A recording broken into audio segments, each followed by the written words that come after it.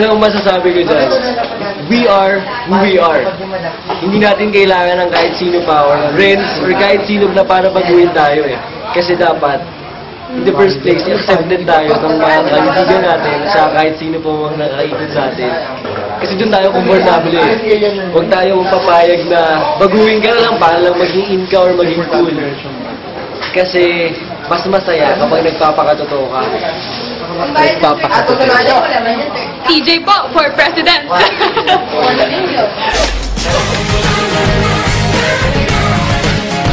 Kaya dahil gwapo ako at naniniwala kayo sa sasabihin ko na magpakatotoo kayo at accept it kung sino man kayo, manood kayo ng Twin Arts every Sunday after Party Pilipinas.